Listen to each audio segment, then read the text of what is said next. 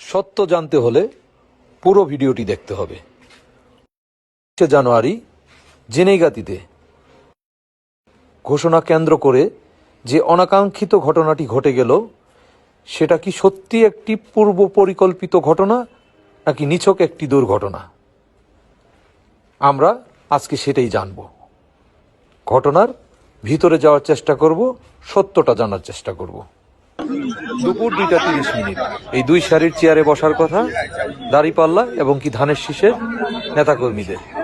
স্টেজে প্রশাসনের কোনো ব্যক্তিবর্গ দেখা যাচ্ছে না।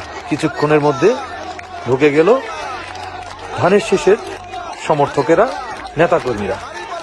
সেই সময় তাদেরকে দ্বিগুণ স্লোগান দিয়ে প্রথম থেকেই উত্তপ্ত করা হচ্ছিল।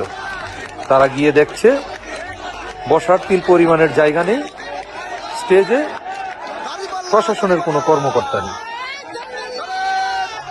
ভিডিওটি খেয়াল করে দেখেন তারা কতটুকু নিজেদেরকে উপস্থাপন করার চেষ্টা করছে, কারণ এইটা কোনো জনসমাবেশ ছিল না, তফসিল ঘোষণার সরকারিভাবে একটা আয়োজন।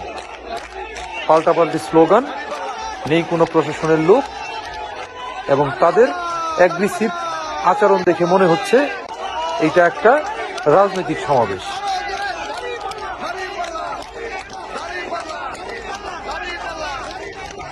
আপনার ভিডিওতে খেয়াল করতে পারতেছেন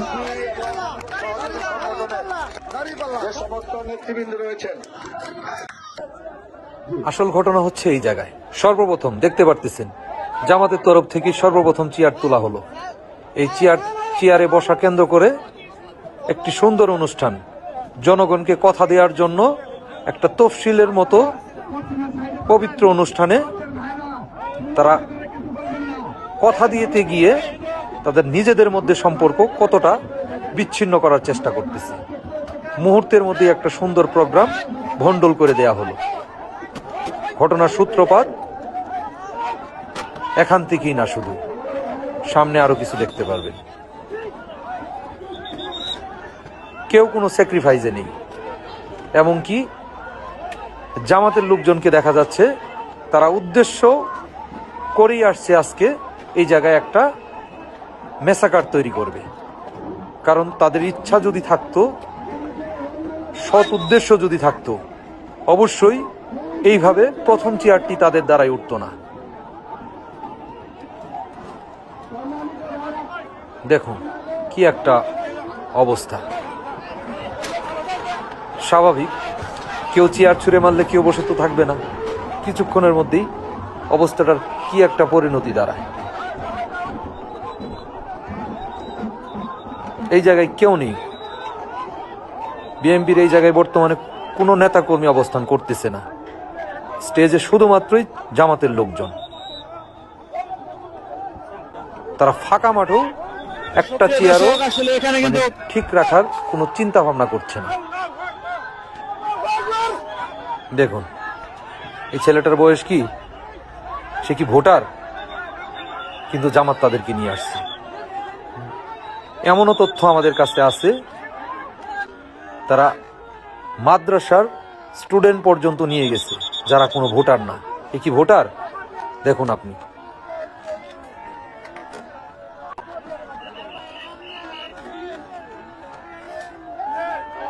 দেখুন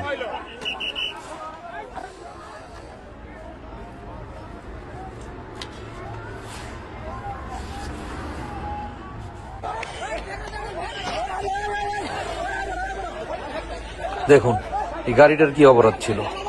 এই জায়গায় যারা গন্ডগোলে অংশগ্রহণ করছে, এই ছেলেপেলেদের কোনো ভোটার হওয়ার যোগ্যতা আছে? তারা কি সত্যিকার ভোটার? বয়স কত তাদের? রাস্তা থেকে গাড়িটারে খাদে ফেলে দেওয়া হলো। দেখুন আপনার সামনে আরো দেখতে পারবেন।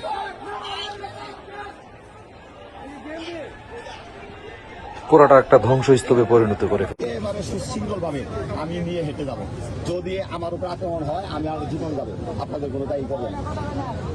এখন আপনার এখানে পুলিশ বাহিনী আছে, আমাদের সেনাবাহিনীর ভাইরা আছে, ওনারা আমাদের সামনে স্কট দিয়ে যাক।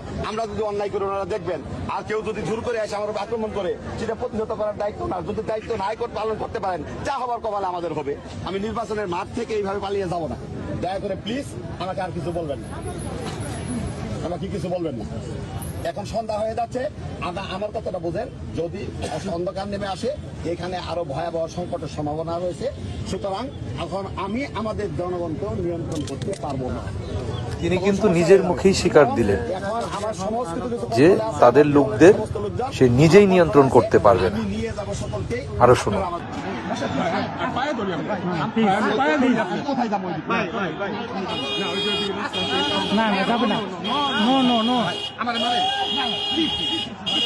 একটি সহিংসতাকে এড়ানোর জন্য বিএনপির নেতাকর্মী জামাতের নেতাকে পায়ে পর্যন্ত ধরার চেষ্টা করেছে। এদিকে মাহমুদুল হক রুবেল তার নেতাকর্মীকে শান্ত রাখার জন্য ঠের দাঁড়িয়ে আছে, কাউকে উত্তেজিত হতে দিচ্ছে না। সে নিজেও স্থির এবং শান্ত সেই জায়গায় অবস্থান করতেছিল। আপনারা ভিডিওতে দেখতে পারতেছেন। এবং বাকি নেতাকর্মী রাস্তায় অবস্থান করতেছিল, তারা যাতে সামনে না আগায় সেটাকে প্রতিহত করার জন্য সে নিজে সেনাবাহিনীর সহযোগিতায় তাদেরকে গিয়ে শান্ত রাখার জন্য, শান্ত থাকার জন্য অনুরোধ করে যাচ্ছে। আপনার ভিডিওতে খেয়াল করে দেখুন সত্যি সেদিন কি হয়েছিল। কেউ সামনে যাবেন না। জানুয়ারি 2026 তারিখে আমাদের এখন শুনুন প্রশাসনের আমরা মূল বক্তব্য। সকল প্রার্থীদের সত্যি সেদিন কি হয়েছিল, নির্বাচনী ইশতেহার পাঠ অনুষ্ঠানের আয়োজন করি এবং সেখানে কতটুকু পর্যন্ত হয়েছিল, 2:30টায়। সেই সময়ের পূর্বেই পূর্ব পরিকল্পিত 12টা থেকে এখানে ঘটনা প্রার্থীর পক্ষ থেকে নাকি সত্যি একটা নিছক দুর্ঘটনা জায়গাগুলো দখল করতে থাকে। পরবর্তীতে যখন বিশৃঙ্খলা দেখা দেয়, আমাদের বিএনপি প্রার্থীর কর্মী সমর্থকরা আসে প্রায় 2টার দিকে। যখন তাদের বসার জায়গা পায় না, তো সেই সময়টাতে আমি তাৎক্ষণিকভাবে মাঠে গিয়ে জামাতের প্রার্থীকে বলি এবং যিনি এখানকার আমির আছেন তাকে আমরা বলি যে আপনাদের কর্মী সমর্থকদেরকে জায়গা ছেড়ে দিয়ে বলেন যেন বিএনপির কর্মী সমর্থকদের বসতে দেওয়া হয়। পরবর্তীতে যখন আমার কথা শুনছিল না, পরবর্তীতে জামাতের প্রার্থী নিজে এসে যখন ঘোষণা করেন, তখন তারা পূর্ব দিকের পাশটা ছেড়ে পশ্চিম দিকে যাওয়ার জন্য উদ্যত হলে ওই সময়টাতে কোনো একজন দুষ্কৃতিকারী হয়তো চেয়ার নিক্ষেপ করে, যার ফলশ্রুতিতে এই ধরনের সংঘর্ষের ঘটনা ঘটে। পরবর্তীতে যখন মাঠের বিশৃঙ্খলাটা যখন আমরা আইন শৃঙ্খলা বাহিনীর সহায়তায় আমরা নিয়ন্ত্রণে আনতে সমর্থ হই, পরবর্তী সময়ে আবার বাজারে বিএনপি প্রার্থীর লোকজন অবস্থান করে তাদের পার্টির অফিসে আমরা সেনাবাহিনী, পুলিশ বাহিনী সহ সকলকে নিয়ে দুই পক্ষকে আমরা শান্তিপূর্ণ পরিবেশ বজায় রাখার জন্য অনুরোধ করি।